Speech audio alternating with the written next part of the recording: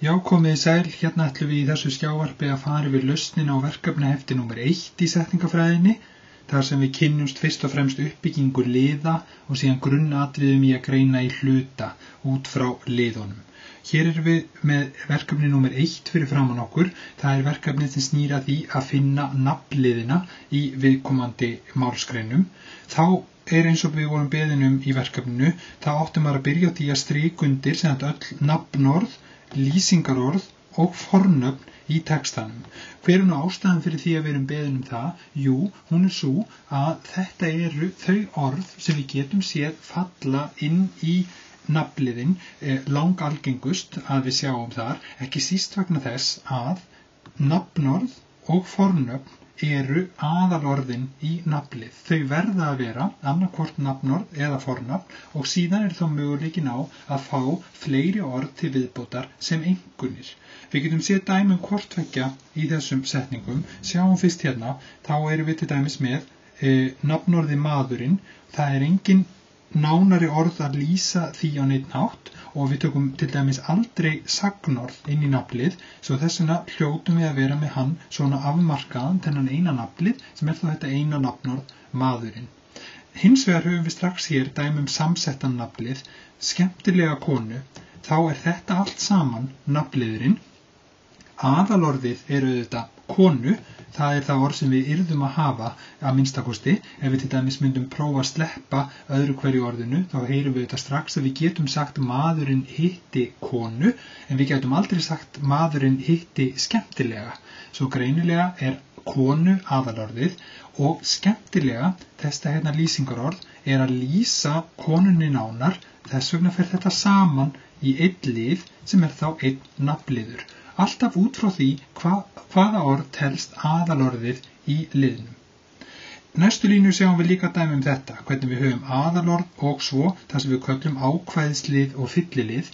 Hér er þá aðalorðið greinilega hjólið, og því að það er það orð sem við yrðum að hafa ef við myndum prófa að sleppa þeim út. Svo við prófum aftur, við getum auðvitað alveg sagt, hjólið stendur við húsvegginn, það er greinilega allt í góðu með það.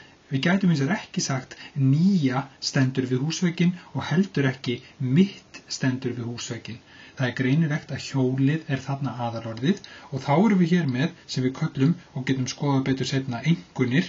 Hér erum við þá einmitt með annars vegar lýsingarorð og hins vegar fornafn sem eru þá sitthvoru megin við aðalorðið, lýsa því bæði nánar og við getum líka rifjað upp þau hugtök. Hér er þá orðið nýja ákvæðisliður út í að það kemur fyrir framan aðalorðið, hjólið, en mitt er þá fylliliður út í að kemur fyrir aftan aðalorðið, hjólið. Inn í þessum lið sem hér einn og saman er þá, fyrirgefið, það er þá svona, héðan og hingað, þetta er þá allt saman einn nafnliður. Svo erum við aftur með eitt stakt nafnorð þarna í lokin.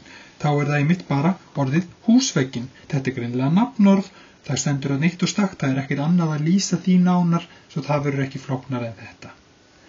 Í síðustu málsgreininni höfum við enn og aftur dæmi þar sem við höfum aðalorð og síðan þá fyllilið með aðalorðinu. Þarna hlýtur það að vera aðdáendur sem er aðalorðið og þar af leiðandi það er nafnorð, svo þetta er greinilega nafnliður, en þarna hefur það orð tekið með sér annan nafnlið sem fyllilið sem er þá, sem við köllum, svo við förum líka að íhuga þau hugtök, eignafallsengun, þar sem við erum þá að sjá það nafnorð lýsa hinu nafnorðinu nánar og þetta þá saman er þá einn nafnliður hér. Síðan er þá umsögnin, hún er ósnert hérna og að lokum fáum við þá annan nafnlið þar sem við sjáum aðalorðið í greinilega tónleikasalinn og svo glæsilegan er þá að lýsa því nánar, þannig fellur þetta saman í einn nafnlið. Hérna er svo jafnanafnliðarins okkur til áminningar og við hefum einmitt að sé þetta gerast, það verður að vera nafnorð eða fornafn.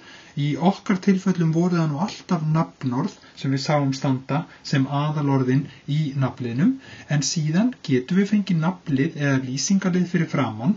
Við getum þá til dæmis sýnt dæmi hér, til dæmis fáum við lýsingarlið fyrir framann aðalorðið, hér líka, Síðan getum við fengið fyrir aftan aðalorðið nafnlið, lýsingarlið eða forsetningarlið og við höfum dæmi það, hér til dæmis nafnlið sem fyllilið, hér líka annar nafnliður, svo við höfum dæmi þetta sömuleiðis.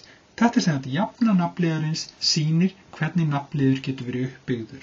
Svo má líka geta þess, sem við skoðum síðan betur seinna, að svo auðvitað þegar við förum að greina hlutverk nafnliðana og til dæmis hvort að, eins og við sjáum hér, að við erum hérna alltaf með nafnlið sem frumlag, enda það eini liðurinn sem getur gegnt hlutverki frumlags. Það hérna í öllum þessum málsgreinum erum við með nafnlið í hlutverkinu frumlag hérna fremst, að þá sjáum við líka að það alltaf allur liðurinn, alveg eins og við erum búin að afmarka hér, allur nafnliðurinn verður þá til dæmis hér frumlagið.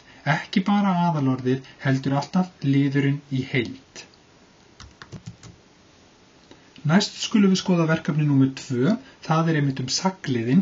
Þar mjög einföld regla í gangi, eins og við getum líka séð á minnisblaðinu jöfnu sagliðar og við getum þess vegna litið á hana nú þegar sem að biðja að skrifa hérna á línuna. Hún nefnilega mjög einföld sú jafna, hún einfaldlega, það byrjar alltaf á sagnorðinu, umsögninni þá í setningunni, það alltaf fyrsta orðið í sagliðinum og síðan það einfaldlega þeir fylliliðir sem mögulega koma á eftir, sem allt það sem fylgdi viðkomandi sögn. Það þá fram að punkti eða fram að tengilið og þar að leiðandi þá líklegast næstu þegar næsta umsögn kemur og næsti fylliliður. Eins og við sjáum þá hérna.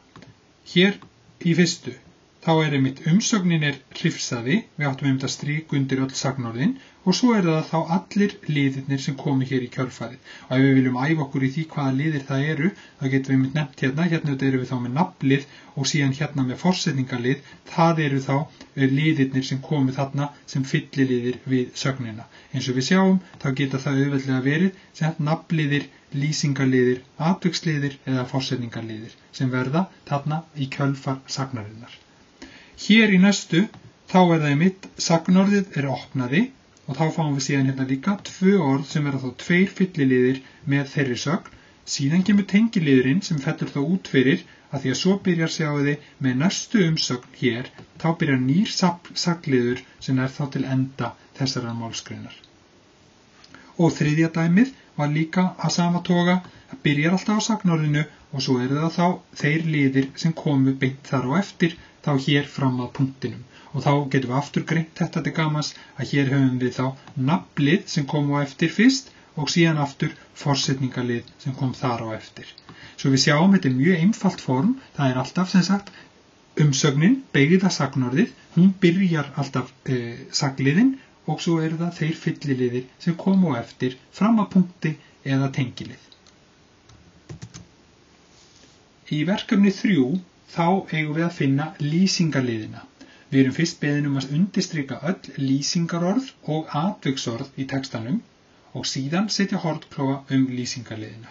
Eins og kemur fram í jöfnu lýsingarliðar sem afar einföld, þá þetta eina mögulega uppbyggingin þar, það þetta lágmarki lýsingarorð sem aðalorðið auðvitað í lýsingarlið, en það möguleiki á að taka inn atvikslið sem ákvæðislið. Það það eina sem við getum séð gerast þar. Miðað við minnskosti þær gerðir lýsingarliða og okkar nálgun í setningafræðinni, þá þetta uppbygging lýsingarliðar sem við þurfum að þekkja. Þá sjáum við hér að þetta afskaplega einfalt í framkvæmd. Við þurfum einfaldlega að finna öll lýsingarorðin og atviksorðin. Það þá hérna orðin svo fallegu, rosalegu, flottur og góða. Þetta alltaf lýsingarorð. Og svo höfum við eitt atviksorð hérna mjög sem greinilega þá að lýsa flottur nánar. Þá verður þetta ekki flóknar en það að þetta þá allt lýsingarliðirnir. Hér eitt stakur, annar stakur hér, svo hérna eitt samsettur þá sem þá með mjög flottur. Þá sjáum við dæmi það að atviksliðurinn fellur inn í og verður hluti af lýsingarliðinum og svo eitt lýsingarorð þarna sem verður þá eitt stakur lýsingarliður. Svo getum við áfram að fara að hugsa málið, hvað verður síðan þessa lýsingarliði? Hvað eru þeir að gera? Jú, þeir eru oftast, og eins og í þessum dæmum þarna, eru þetta að lýsa nánar einhverju öðru, en þetta í eðli þeirra. Og þá mögulega geta þeir fallið inn í aðra liði. eins og við munum, þá það grunnregla í liðunum að við byrjum á þannig sé að geta séð fyrir okkur hvert og eitt orð undir sínum ákveðna lið, en síðan í kjölfarið falla liðir mögulega inn í aðra eftir því hver að lýsa hverju og svo framvegis. Og þá það verkefni 4 atviksliðina. Það ennfremur afskaplega einföld jafna sem við höfum þar, hér getum við séð hana, það einfaldlega, jafna atviksliðar byggir á því að það verður að vera atviksorð, eðlilega, til þess að við getum talið það sem atvikslið, og það eina sem getur fallið með inn í atvikslið annað atviksorð, það að segja þá annar atviksliður, svo ekki það nú mjög fjölbreytt, sérstaklega einfalt þá líka að þekkja þá og skilja. Við vorum beðin að strika undir öll atviksorð í textanum, og þar af leiðir að allt sem við höfum undirstrikað hlýtur auðvitað að falla inn í hotklófana eins og reglan hefur nú verið hjá okkur í þessum verkefnum og þá höfum við ýmis dæmi hérna bæði þá það sem við sjáum einmitt svona samsettan lið þar sem að annar atviksliðurinn að lýsa hinum nánar eða bara svona stakt atviksorð sem verður þá einn stakur liður. Gætum okkar vel hér í miðlínunni þar sem við verðum að skoða hvað á við hvað. Þá nefnilega erum við með þarna atviksliði hlið við hlið sem ekki mega falla saman. Við sjáum hérna út, stendur bara alveg stakt út af fyrir sig, en hins vegar of seint, greinilega par, út í þar of að lýsa seint. Svo þrátt fyrir þetta sé hérna hlið við hlið, þá getur þetta ekki farið allt saman í eitt lið, út í að það myndi ekki passa, út ekki að lýsa seint. Svo dæmi sé tekið. Það greinilega sjálfstætt og stendur þá sér. Þarna verðum við líka að nota merkingafræðina, láta hana hjálpa okkur í átt okkur á hvað við að gera. Og svo aftur dæmi svona venjulegan samsettan lið rosalega vel, þar sem rosalega greinilega að lýsa vel.